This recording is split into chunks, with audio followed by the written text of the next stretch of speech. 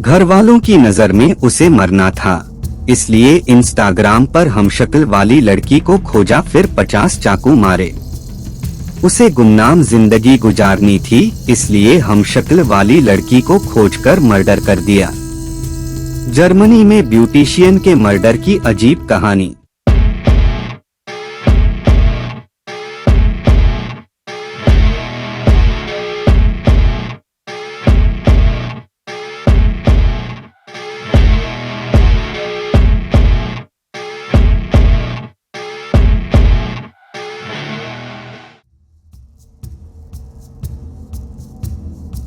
उस लड़की को अपना ही कत्ल करना था, फिर उसने खुद का मर्डर भी कर डाला, पर वो जिंदा रही, लेकिन दुनिया की नजरों में मर चुकी थी और अब वो नई दुनिया में आजाद थी।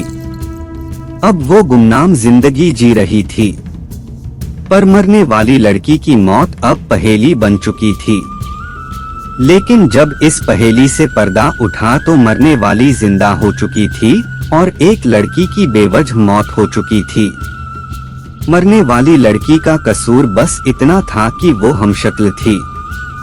वो सोशल मीडिया पर एक्टिव थी। उसका कद काठी वैसी ही थी जैसी कातिल की थी, पर जब उसकी लाश मिली तो चेहरे और सीने पर खंजर के निशान थे।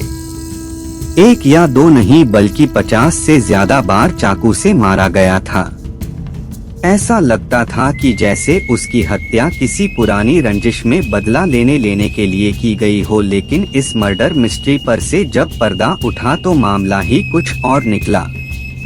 इसके पीछे की पूरी कहानी क्या थी, क्यों हुआ था मर्डर, आइए जानते हैं। ये मर्डर मिस्ट्री है। जर्मनी की इस मौत को नाम दिया गया द डॉपेलगैंगर मर्डर। इसका मतलब कार्बन कॉपी मर्डर, यानी किसी हमशक्ल वाले का मर्डर कर देना। जर्मनी के म्यूनिख शहर में 16 अगस्त 2022 को एक मर्सिडीज कार की पिछली सीट पर लड़की की लाश मिली। वो लड़की 23 साल की थी। पूरा बदन खून से लथपथ था। पूरे शरीर पर चाकुओं के निशान थे। इसकी जानकारी मिलते ही जर्मनी पुलिस ने शव को कब्जे में ले लिया। कार की तलाशी ली। कार के नंबर को चेक किया तो पता चला ये शाहरबान के नाम की लड़की की है।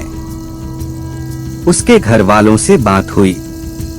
पता चला कि हाँ, वो कार लेकर बाहर निकली थी, पर घर नहीं लौटी।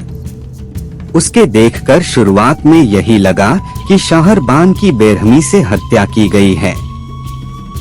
पुलिस ने पोस्टमार्टम कराया। सिर्फ चेहरे को देखकर पहचान करना भी मुश्किल था, इसलिए पुलिस ने उसका डीएनए भी कराया। लेकिन जब इस मौत की पोस्टमार्टम रिपोर्ट आई तब पूरा केस ही पलट गया। असल में जिसकी मौत हुई थी वो लड़की कोई और थी। यानी कार तो शाहरबान की थी, लेकिन लाश उसकी नहीं थी। तो फिर मरने वाली कौन थी? लाश किसकी थी? अगर मरने वाली शाहरबान नहीं थी तो फिर वो कौन थी? लेकिन मरने वाली लड़की देखने और कद काठी में बिल्कुल शाहरबान जैसी ही क्यों थी? इसके पीछे क्या राज था? ये तमाम सवाल उठने लगे। अब जर्मन पुलिस भी इन सवालों के जवाब को तलाशने में जुट गई। अब पुलिस आसपास से गायब हुई लड़कियों की जांच करने लगी। शाहरबान के बैकग्राउंड की पड़ताल शुरू की। उसके सोशल मीडिया अकाउंट की जांच में जुटी। इनकी जांच के दौरान शाहरबान के एक बॉयफ्रेंड के बारे में जानकारी मिली। ये भी पता चला कि जिस जगह पर शाहरबान की कार मिली थी वहां से 100 किलोमीटर की दूरी पर रहने वाली एक ब्यूटिशियन खदीजा लापता है। उसके परिवार ने मिसिंग की पुलिस में शिकायत भी की थी। लापता खदीजा के फोटो को देखते ही पुलिस भी हैरान थी। वो बिल्कुल शाहरबान की हमशक्ल थी। उसके बाल भी एक जैसे थे। दोनों की उम्र भी करीब 23 साल थी। दोनों की लंबाई भी लगभग समान थी। ये देखकर अब पुलिस को शक हो गया कि मरने वाली खदीजा ही है। पुलिस ने डीएनए टेस्ट कराया तो वो खदीजा के परिवार से मैच हो गया। इसके बाद पुलिस ने शाहरबान को जब गिरफ्तार किया तब इस मर्डर मिस्ट्री पर से पूरा पर्दा उठा। आखिर उसने हमशक्ल वाली लड़की को कैसे तलाशा, क्यों उसका कत्ल किया, अपनी हमशक्ल का कत्ल कर शाहरबान क्या फायदा उठाना चाहती थी। पुलिस के इन सभी सवालों का जवाब मिल गया। शाहरबान और उसके बॉयफ्रेंड शकीर को पुलिस ने गिरफ्तार किया है। इस कत्ल की वजह के बारे में शाहरबान ने अपने परिवार को बताया है।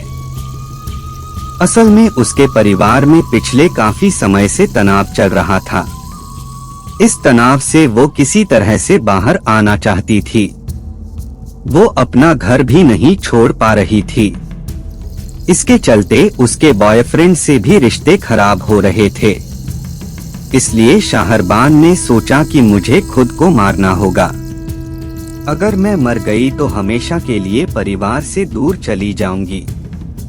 लेकिन खुद को मारने के बजाय उसने अपनी हमशक्ल वाली का कत्ल कर खुद को जिंदा रख अपने बॉयफ्रेंड के साथ पूरी जिंदगी गुजारने की प्लानिंग कर डाली थी।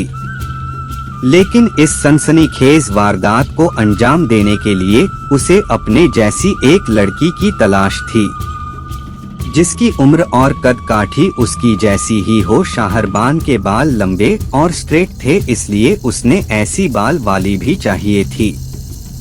इसके लिए उसने अपनी हमशक्ल वाली लड़की की तलाश शुरू की। हमशक्ल वाली लड़की की तलाश में शाहरबान ने पहले अपने सोशल मीडिया पर एक फर्जी अकाउंट बनाया। उसी फर्जी अकाउंट के जरिए वो आसपास के एरिया की उन लड़कियों की तलाश में लगी जो उसकी जैसी दिखती थी। अगस्त महीने में ही उसे खदीजा मिली। वो ब्यूटी ब्लॉगर थी। ब्यूटिशियन होने के नाते वो ब्यूटी प्रोडक्ट भी बेचती थी। इंस्टाग्राम पर दोस्ती के दौरान उसने ब्यूटी प्रोडक्ट खरीदने के बहाने खदीजा को एक जगह पर बुलाया। खदीजा वहां पहुंच गई। इधर शाहरबान पहले से ही अपने बॉयफ्रेंड शकीर के साथ मिलकर उसकी हत्या की साजिश तैयार कर चुकी थी। ब्यूटी ब्लॉगर को इन दोनों ने अपनी कार में बैठाकर हेलब्रॉन और इंगोलस्तद इलाके के जंगल के पास ले गए। वहीं पर शाहरबान पर अटैक किया गया।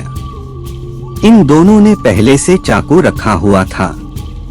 मर्डर के बाद खासकर उसके चेहरे पर चाकू से 50 से ज्यादा वार किए, ताकि पहचान करते वक्त किसी तरह की दुविधा ना हो। मर्डर के बाद शाहरबान ने जो उस दिन खुद कपड़े पहनकर घर से निकली थी उसे उतारा और मर चुकी खदीजा को पहना दिया।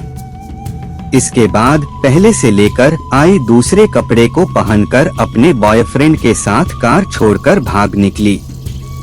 अब आगे कई महीने तक दोनों गुमनाम जिंदगी बिताने की तैयारी में थे। लेकिन उससे पहले ही पुलिस ने दोनों को गिरफ्तार कर जेल भेज दिया। अब दोनों जेल में वही गुमनाम जिंदगी बिताएंगे, लेकिन एक बदनुमा और मर्डर के दाग के साथ। उसका कत्ल जिससे ना कोई दुश्मनी थी और ना ही कोई संपर्क, बस उसके चेहरे का ये दोष था कि वो शाहरबान से काफी हद तक मिलता जुलता था।